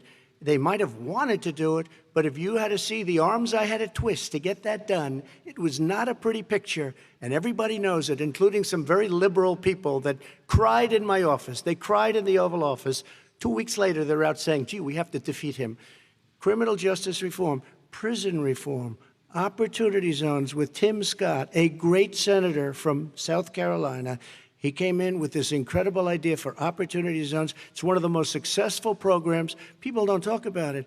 Tremendous investment is being made. Biggest beneficiary, the black and Hispanic communities, and then historically black colleges and universities.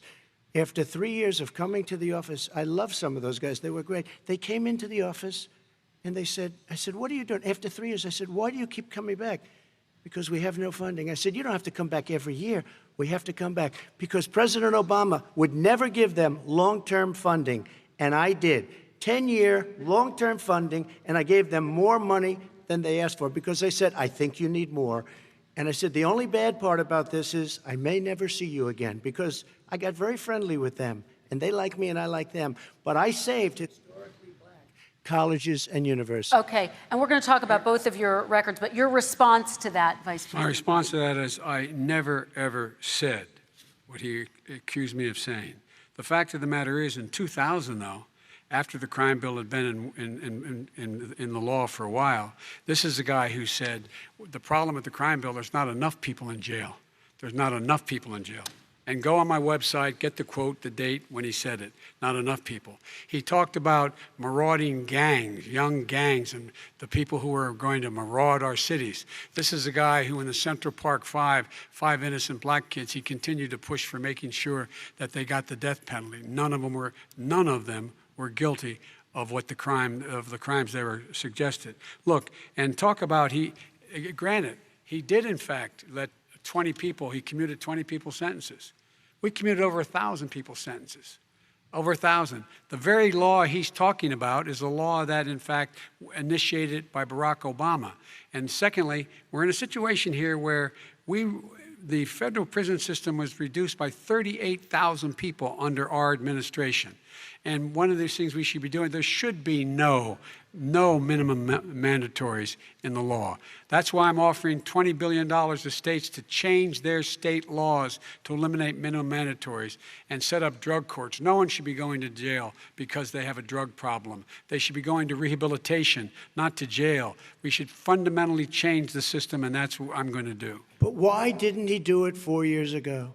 Why didn't you do that 4 years ago, even less than that? Why didn't you do it? You were vice president. You keep talking about all these things you're going to do, and you're going to do this. But you were there just a short time ago, and you guys did nothing. We did. You know, Joe, I ran because of you. I ran because of Barack Obama, because you did a poor job. If I thought you did a good job, I would have never run. I would have never run. I ran because of you. I'm looking at you now. You're a politician. I ran because of you. All right, Vice President Biden, your response to that, and then I do have some questions for both of you. Well, I tell you what, I hope he does look at me, because what's happening here is, you know who I am, you know who he is, you know his character, you know my character, you know our reputations for honor and telling the truth. I am anxious to have this race. I am anxious to see this take place. The character of the country is on the ballot. Our character is on the ballot. Look at us closely. Let me ask some follow-up. Please respond, and then we're going to have follow-up questions. If this stuff is true about Russia, Ukraine, China, other countries, Iraq, if this is true, then he's a corrupt politician. All right. So don't give me the stuff about how you're this innocent baby.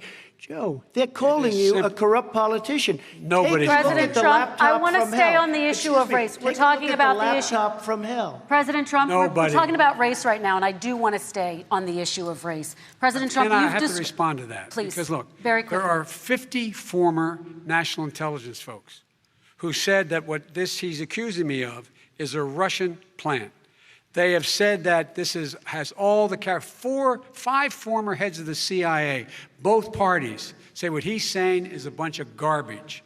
Nobody believes it except his and his good friend Rudy Giuliani. You mean the laptop is now another Russia hoax? That's exactly what. Is this where you're going? This is where he's going. The laptop is Russia. Gentlemen, I want to stay on the issue of race. You have to be kidding. Here we go again with Russia. We're going to continue on the issue of race. Mr. President, you've described the Black Lives Matter movement as a symbol of hate. You've shared a video of a man chanting white power to millions of your supporters. You've said that black professional athletes exercising their First Amendment rights should be fired. What do you say to Americans who say that kind of language from a president is contributing to a climate of hate and racial strife? Well, you have to understand, the first time I ever heard of Black Lives Matter, they were chanting pigs in a blanket, talking about police. Pigs, talking about our police. Pigs in a blanket, fry them like bacon. I said, that's a horrible thing. And they were marching down the street. And that was my first glimpse of Black Lives Matter. I thought it was a terrible thing.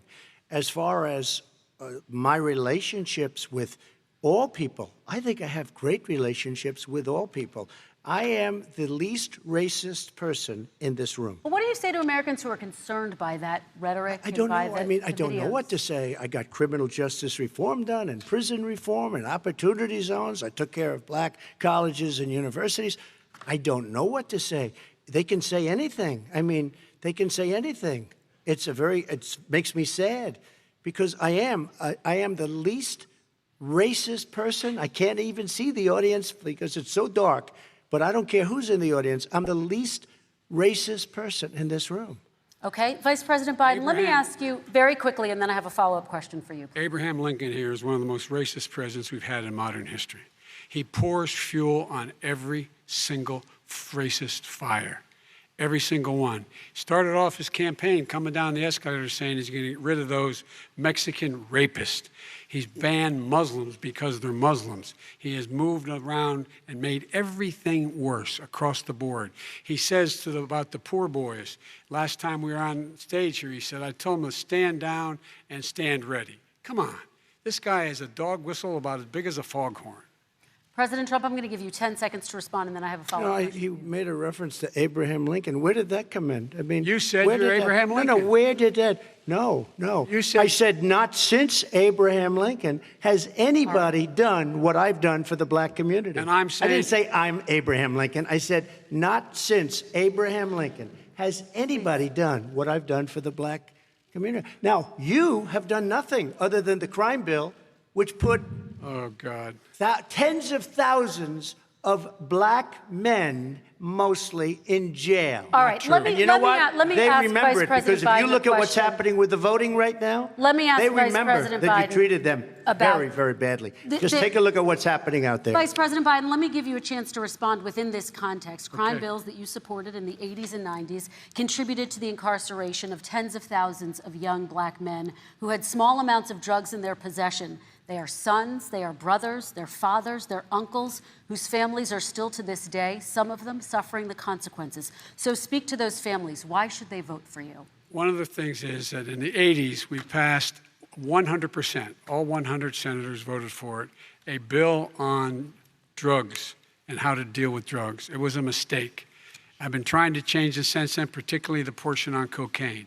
That's why I've been arguing that, in fact, we should not send anyone to jail for a pure drug offense. They should be going into treatment across the board. That's what we should be spending money on. That's why I set up drug courts, which were never funded by our Republican friends. They should not be going to jail for a drug or an alcohol problem. They should be going into treatment. That's what we've been trying to do. That's what I'm going to get done because I think maybe the American people have now seen that, in fact, it was a mistake to pass those laws relating to drug. But they were not in the crime bill. But Okay, why so- didn't he get it done? See, it's all talk, no action with these politicians. Why didn't he get it done? That's what I'm going to do when I become president. You were vice president along with Obama as your president, your leader, for 8 years. Why didn't you get it done? You had 8 years to get it done. Now you're saying you're going to get it done because you're all talk and no action, Jim. We got a Your lot of it response. done. We released didn't get 38,000. anything We got done. 38,000 prisoners left from the. You got nothing done. 38,000 prisoners were released from federal prison. There were over 1,000 people who were given clemency. In fact, we're the ones that put in the legislation saying we could look at pattern and practice of police departments and what they were doing, how they were conducting themselves. I could go on, but we began the process. We lost an election. That's why I'm running to win back that election and change his terrible policy. I Quick just response, asked, and then we're I gonna just move asked on to one climate question. change. Why didn't you do it in the 8 years, a short time ago? Why didn't you do it? You just said, I'm going to do that, I'm going to do this. You put tens Because- of thousands of mostly black young men in prison. Now you're saying you're going to undo that. Why didn't you get it done? You had 8 years with Obama. You know why, Because- Joe? Because you're all talk and no action. All right, Vice President Because Biden, and then we're going to move on to the next section. We had a Republican Congress. That's the answer. Well, Okay. you got to talk them into it, Joe. All Sometimes right. you got to talk them into it. We're going to move on to our next section, Like I which did is with criminal climate justice change. reform. I had Okay. to talk Democrats into it. Gentlemen, You we're, did we're- what we we're running out of already done. time, so we got to get on to Okay. climate change, please. You both have very different visions on climate change. President Trump, you say that environmental regulations have hurt jobs in the energy sector. Vice President Biden, you have said you see addressing climate change as an opportunity to create new jobs. For each of you, how would you both combat climate change and support job growth at the same time? Starting with you, President Trump, you have 2 minutes uninterrupted. So we have the Trillion Trees program. We have so many different programs. I do love the environment, but what I want is the cleanest, crystal clear water, the cleanest air. We have the best, lowest number in carbon emissions, which is a big standard that I notice Obama goes with all the time. Not Joe. I haven't heard Joe use the term because I'm not sure he knows what it represents or means, but I have heard Obama use it. And we have the best carbon emission numbers that we've had in 35 years under this administration. We are working so well with industry, but here's what we can't do. Look at China, how filthy it is. Look at Russia. Look at India. It's filthy. The air is filthy. The Paris Accord, I took us out because we were going to have to spend trillions of dollars, and we were treated very unfairly. When they put us in there, they did us a great disservice. They were going to take away our businesses. I will not sacrifice tens of millions of jobs, thousands and thousands of companies because of the Paris Accord. It was so unfair. China doesn't kick in until 2030. Russia goes back to a low standard, and we kicked in right away. It would have destroyed our businesses. So, you ready? We have done an incredible job environmentally. We have the cleanest air, the cleanest water, and the best carbon emission standards that we've seen in many, many years. Vice President And we Biden. haven't destroyed our industries. Vice President Biden, 2 minutes to you, uninterrupted. Climate change and climate warming, the global warming, is an existential threat to humanity. We have a moral obligation to deal with it. And we're told by all the leading scientists in the world we don't have much time. We're going to pass the point of no return within the next 8 to 10 years. 4 more years of this man eliminating all the regulations that were put in by us to clean up the climate, to limit the limit of emissions will put us in a position where we're going to be in real trouble. Here's where we have a great opportunity.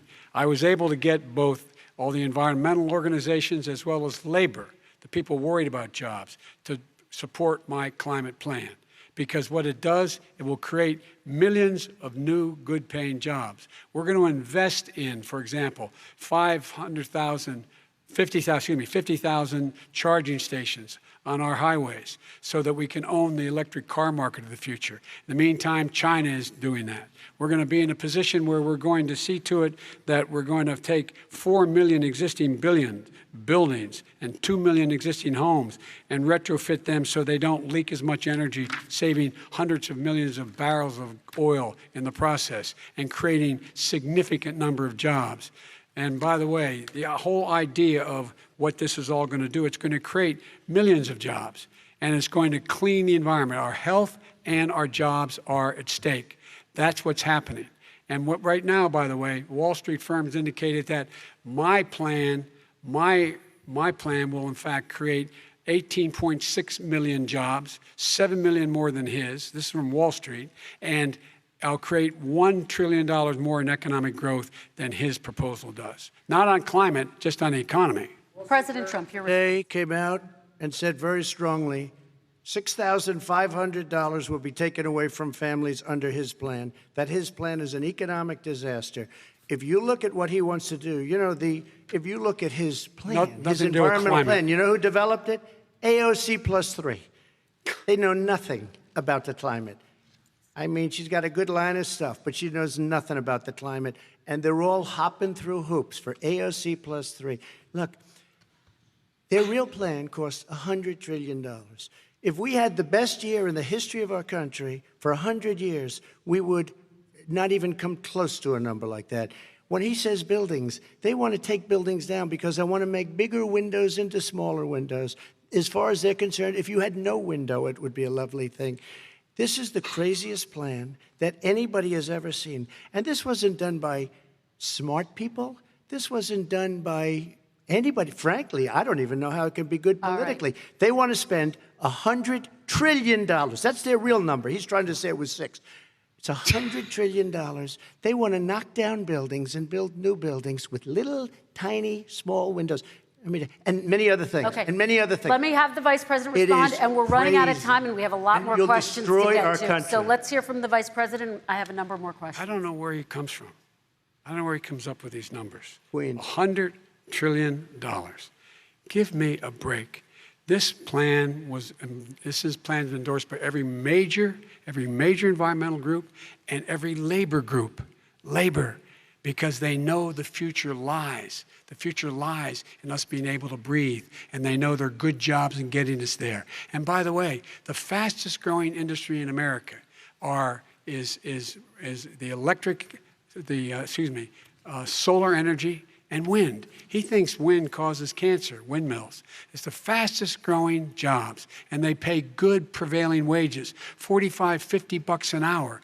We can grow and we can be cleaner if we go the route I'm proposing. President Trump, please respond, and then I have some follow-ups. We are energy independent for the first time. We don't need all of these countries that we had to fight war over because we needed their energy. We are energy independent. I know more about wind than you do. It's extremely expensive, kills all the birds, it's very intermittent, it's got a lot of problems, and they happen to make the windmills in both Germany and China. And the fumes coming up, if you're a believer in carbon emission, the fumes coming up to make these massive windmills is more than anything that we're talking about with natural gas, which is very clean. One other thing. Find me a scientist who said that. I love solar, but solar doesn't quite have it yet. It's not powerful yet to really run our big, beautiful factories that we need to compete with the world.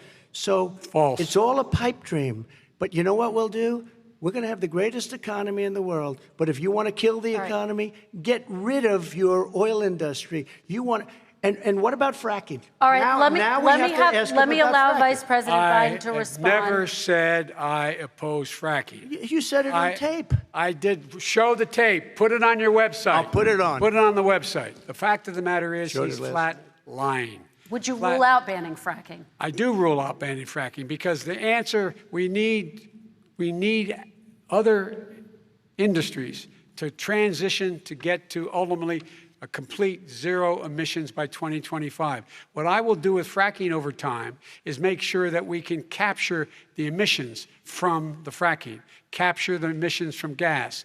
We can do that, and we can do that by investing money in doing it, but it's a transition to that. I have one more question in this pod, and then we have... He was against fracking. He said it. I will show that to you tomorrow. I am against fracking. Until he got the nomination, went to Pennsylvania, then he said, but you know what, Pennsylvania? He'll be against it very soon because his party is totally against it. Fracking on federal land, I said. No fracking or oil on federal land. Let me ask this final question in this section, and then I want to move on to our final section. President Trump, people of color are much more likely to live near oil refineries and chemical plants. In Texas, there are families who worry the plants near them are making them sick. Your administration has rolled back regulations on these kinds of facilities. Why should these families give you another 4 years in office? The families that we're talking about are employed heavily, and they're making a lot of money, more money than they've ever made. If you look at the kind of numbers that we produce for Hispanic, for Black, for Asian, it's 9 times greater, the percentage gain, than it was in 3 years, than it was under 8 years of the 2 of them, to put it nicely. 9 times more. Now, somebody lives, I have not heard the numbers or the statistics that you're saying, but they're making a tremendous amount of money economically. We saved it, and I saved it again a number of months ago when oil was crashing because of the pandemic. We saved it. We got, say what you want about relationship, we got Saudi Arabia, Mexico, and Russia to cut back, way back. We saved our oil industry, and now it's very vibrant again. And everybody has very inexpensive gasoline. Remember Vice President Biden, your response, and then we're going to have a final question for both of you. My response is that those people live on what they call fence lines. He doesn't understand this. They live near chemical plants that, in fact, pollute, chemical plants and oil plants and refineries that pollute. I used to live near that when I was growing up in Claymont, Delaware. And there are more oil refineries in Marcus Hook and the Delaware River than there is any place, including in Houston at the time. When my mom get in the car and when there was first frost to drive me to school, turn in the windshield wiper, there'd be oil slick in the window. That's why so many people in my state were dying and getting cancer. The fact is, those frontline communities, it doesn't matter what you're paying them, it matters how you keep them safe. What do? And you impose restrictions on the pollutants coming out of those fence line communities. Okay, I have one final Would question. he close down the oil industry? It falls. Would you close down the falls- oil By industry? the way, I would transition from the oil industry, yes. Oh, I would that's transition. a big statement. It is a big statement. That's a big because statement. I would stop Why would you do that? because the oil industry pollutes significantly. I see. Here's the deal. But That's you a can't big do that. statement. Well, if you let me finish the statement, because it has to be replaced by renewable energy over time. And I'd stop giving to the oil industry, I'd stop giving them federal subsidies. He won't give federal subsidies to the solar and wind. Yeah. Why are we giving it to oil industry? We actually do All give right. it to solar and wind. We And have that's one maybe the final biggest question. statement in terms of business. That's the biggest statement. Okay. Because We have basically one what he's final saying question, is he is Mr. going to President. destroy the oil industry. Will you remember that, Texas? Will you Okay. remember that, Pennsylvania, Oklahoma? Vice President Biden, let me give you 10 seconds to respond, and then Ohio. I have to get to the final question. Vice President Biden. He takes everything out of context. But the point is, look, we have to move toward a net zero emissions. The first place to do that by the year 2035 is in energy production, by 2050 totally. All right. One Is he gonna final get question China to both do of you. it? No, we're finished with Is this. he We going have to to get move on China to to our do it? final question. We No, have to I'm move going on to to our rejoin final Paris question. Accord and make China abide by what they agreed to. All right, That'll this cost you is $1 about trillion. leadership, gentlemen. And this first question does go to you, President Trump. Imagine this is your inauguration day. What will you say in your address to Americans who did not vote for you? You'll each have 1 minute, starting with you, Mr. We have to make our country totally successful as it was prior to the plague coming in from China. Now we're rebuilding it, and we're doing record numbers, 11.4 million jobs in a short period of time, et cetera. But I will tell you, go back. Before the plague came in, just before, I was getting calls from people that were not normally people that would call me. They wanted to get together. We had the best black unemployment numbers in the history of our country. Hispanic, women, Asian, people with diplomas, with no diplomas, MIT graduates, #1 in the class. Everybody had the best numbers. And you know what? The other side wanted to get together. They wanted to unify. Success is going to bring us together. We are on the road to success. But I'm cutting taxes, and he wants to raise everybody's taxes, and he wants to put new regulations on everything. He will kill it. If he gets in, you will have a depression, the likes of which you've never seen. Your 401ks will go to hell, and it'll be a very, very sad day for this country. All right. Vice President Biden, same question to you. What will you say during your inaugural address to Americans who did not vote for you? I will say, I'm an American president. I represent all of you, whether you voted for me or against me. And I'm going to make sure that you're represented.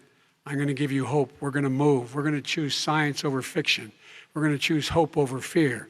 We're going to choose to move forward because we have enormous opportunities to make things better. We can grow this economy. We can deal with the systemic racism. And at the same time, we can make sure that our economy is being run and moved and motivated by clean energy, creating millions of new jobs. And that's the fact. That's what we're going to do. And I'm going to say, as I said at the beginning, what is on the ballot here is the character of this country: decency, honor, respect, treating people with dignity, making sure that everyone has an even chance. And I'm going to make sure you get that. You haven't been getting it the last 4 years.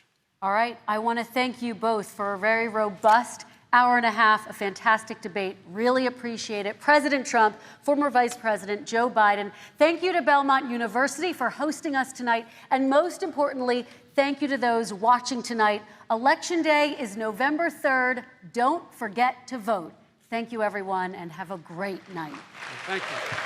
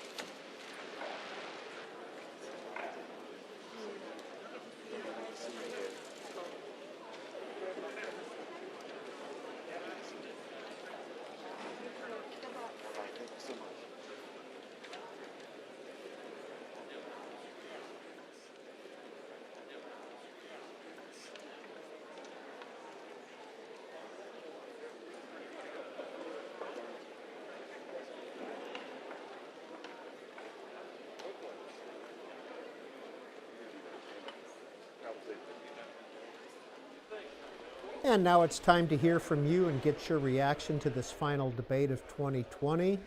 We're going to put the numbers up on the screen if you want to dial in. 202 is the area code for all of our numbers, 748-8920 if you support President Trump. If you support Vice President Biden,